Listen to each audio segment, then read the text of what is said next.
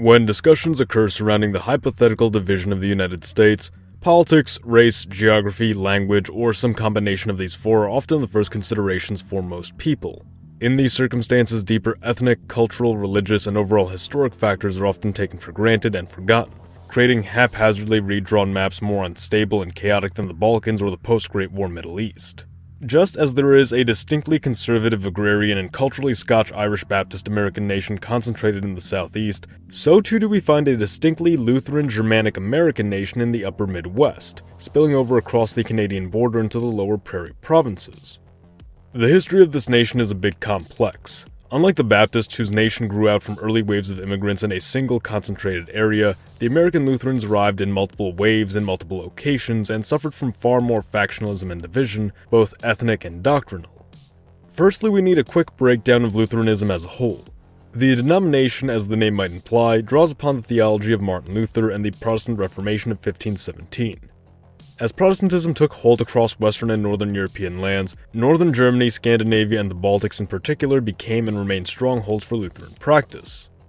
Now, Lutheranism was more decentralized than the Catholic Church. As per Luther's belief in a priesthood of all believers, biblical interpretation was left in the hands of individuals rather than a central church authority, and the church was intended by Luther to adopt a democratized structure.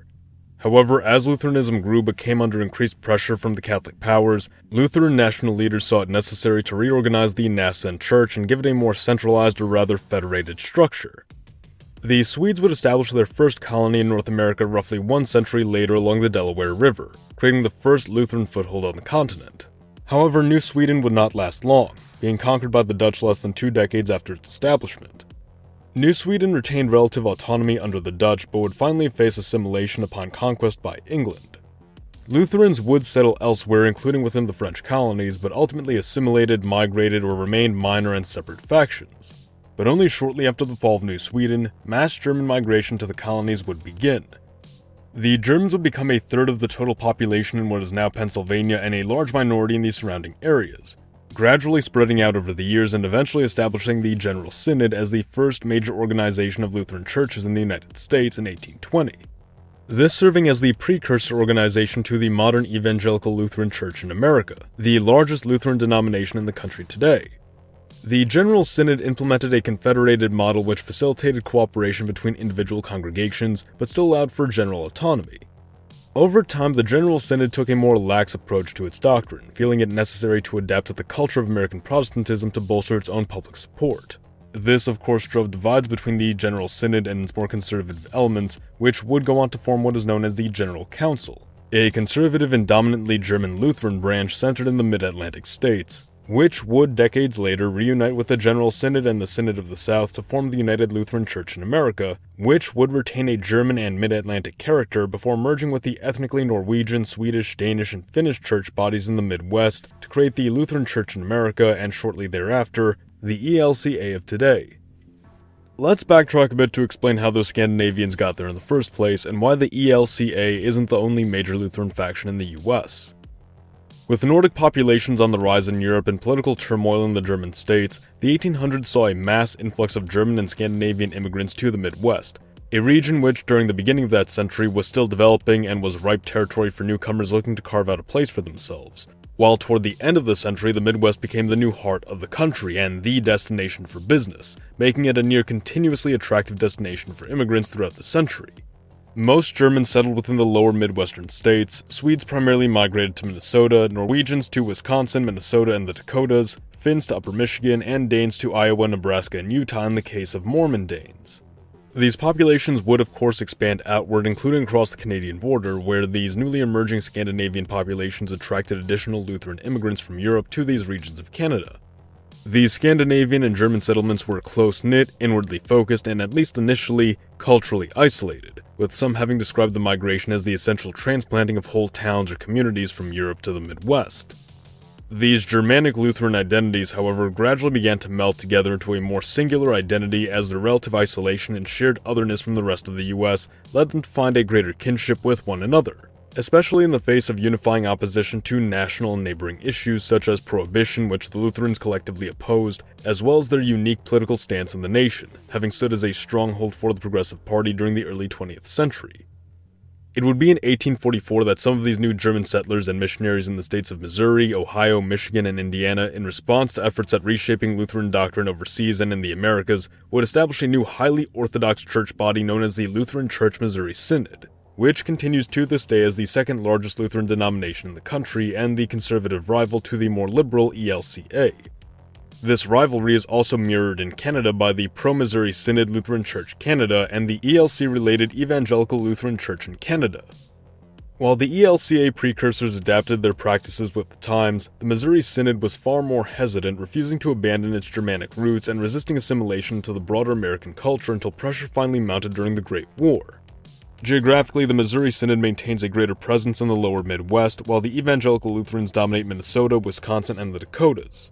The Missouri Synod is dominantly German in ethnicity, while the Evangelical Lutherans are more of a mix of German and Scandinavian backgrounds. Both the Missouri Synod and the ELCA maintain slight variations of the Lutheran Church's historic federated organized model, and despite their ideological differences, American Lutherans on average typically hold moderate to right-leaning views, both on account of milder positions among conservative Lutherans and the faith being more evenly divided between its conservative and liberal elements, not being nearly as universally conservative as the Southern Baptists. One major point in which the two conflict is the relationship to the Catholic Church.